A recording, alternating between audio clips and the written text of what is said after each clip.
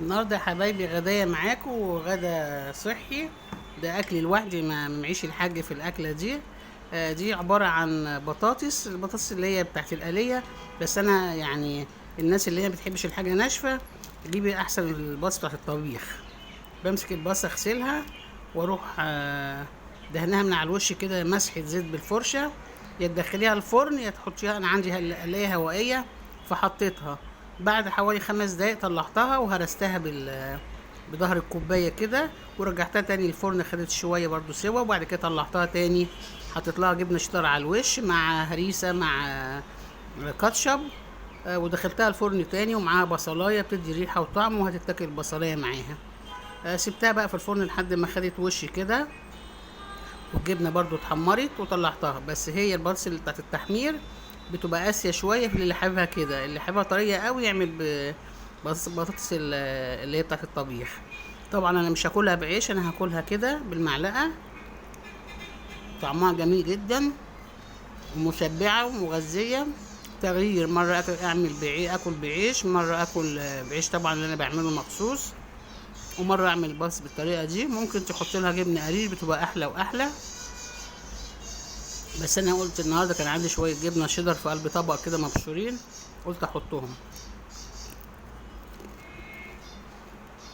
ممكن برضو تحطوا زيتون شرايح، ممكن تحطي فلفل رومي او فلفل حراق، بس انا استكفيت ان انا اخليها كده. وباكلها زي ما انتم شايفين كده. انا بص دلوقتي الساعه 6:30، وده اكلي من ساعه ما صحيت الصبح.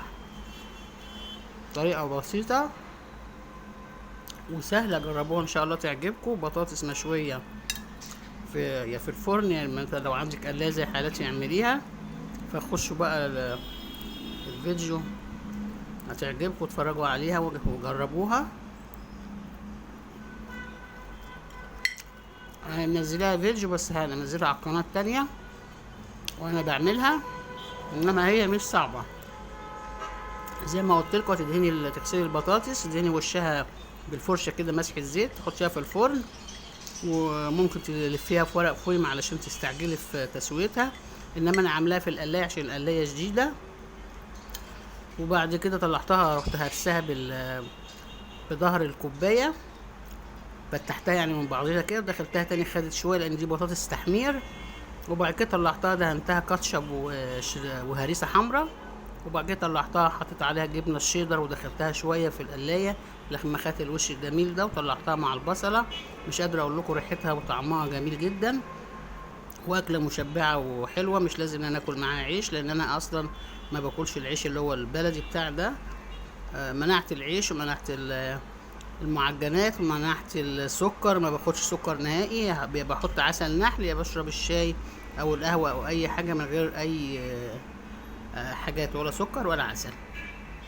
اتفضلوا معايا الاكل الصحي ده، يا رب يعجبكم، والى اللقاء في فيديو قادم ان شاء الله.